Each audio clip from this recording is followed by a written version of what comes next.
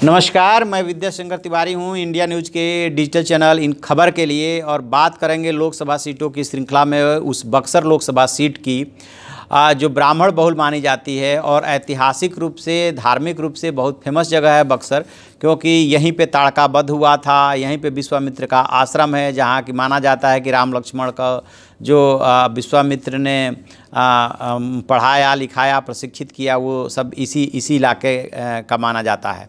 और यदि अब लोकसभा चुनाव के लिहाज से इस सीट के बारे में बात करें तो यहाँ से जो है अश्विनी चौबे जो है पिछली बार चुनाव जीते थे, वो भागलपुर के रहने वाले हैं, लिहाजा इस बार वो इस सीट को छोड़ करके भागलपुर में दावेदारी कर रहे हैं, जहाँ उनकी शाहनवाज हुसैन से लड़ाई चल रही है।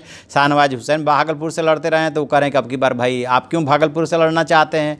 और आपको याद होगा कि पिछले चुनाव में जो है लालमुनि चौबे जो है यहाँ से इन्होंने पर्चा भर दिया था निर्दलीय, जब उनको टिकट नहीं मिला था तो जो तत्कालीन प्रधानमंत्री के दावेदार थे नरेंद्र मोदी, उन्होंने उनको फ़ोन करके किसी तरह से मनाया था। उसके बाद उन्होंने राजनीति से रिटायरमेंट ही कर ले लिया। मोदी की बात तो मान गए, लेकिन लालमुनि चौबे जो है रिटायरमेंट ले लिया। और जान के ताजुब होगा कि ये जो सीट है वो लालमुनि चौबे के नाम से ही जानी जाती है, क्योंकि 96 से लेकर के 2004 तक यहाँ पे जो लालमुनि चौबे ही लगातार जीतते रहे। 2009 में जरूर जगदानंद सिंह जो है राष्ट्रीय जनता दल के जीते, लेकिन 2014 में फिर से मोदी लहर में अश्विनी कुमार चौबे यहाँ से आ गए थे। पिछले चुनाव में अश्विनी कुमार चौबे को लोग लगभग 3,19,000 वोट मिले थे, जबकि जगदानंद सिंह को 1,86,000, यानी कि जो 2009 में जीते थे राष्ट्रीय जनता दल से जगदानंद सिंह, वो 2014 में धराशायी हो गए।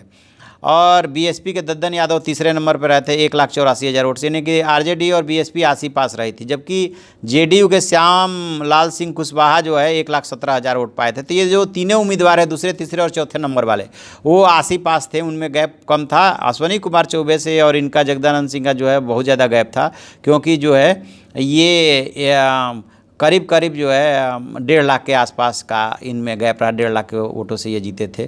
तो ये अब की बार ये पहले तो ये तय होना है कि ये सीट किसके खाते में आती है। अश्विनी कुमार चौबे यदि यहाँ से जाते हैं तो फिर कौन होगा।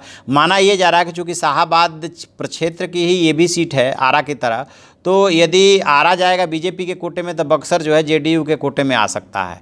तो जो ये जेडीयू में अभी एंट्री लिए हैं, सबसे बड़े रणनीतिकार बन के उभरे हैं जो प्रशांत किशोर, उनको वो जेडीयू के उपाध्यक्ष हैं और वो बक्सर में ही उनके माता पिता रहते हैं। रहने वाले तो वो बगल के ज़िले रोहतास नगर के हैं, लेकिन बक्सर में रहना सहना है, तो इसलिए वहीं का निवासी इनको माना जा रहा है। तो प्रशांत किशोर भी जाति से ब्राह्मण हैं, तो जेडीयू को ये के कोटे में यदि जाएगी और जेडीयू ने अपने सबसे बड़े रणनीतिकार को चुनाव मैदान में उतारने का फैसला किया, तो प्रशांत किशोर मैदान में उतर सकते हैं और वो जो है गठबंधन के जो एनडीए है, जेडीयू बीजेपी गठबंधन, लोजपा का जो तीनों दलों को मिलकर गठबंधन बना है, उसकी तरफ से प्रत्याशी हो सकते हैं। तो अब सब कुछ डिपेंड करेगा कि कौन ये सीट पहले किसके कोटे में आती है, बीजेपी के कि जेडीयू के।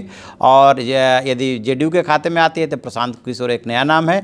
हालांकि प्रशांत किशोर के अलावा यदि अश्विनी चौबे मान जाते हैं यहाँ से चुनाव नहीं लड़ते हैं, तो महागठबंधन के जगदानंद सिंह यहाँ से जो है हराया था, वो फिर से जो है एक बार ताल ठोक रहे हैं।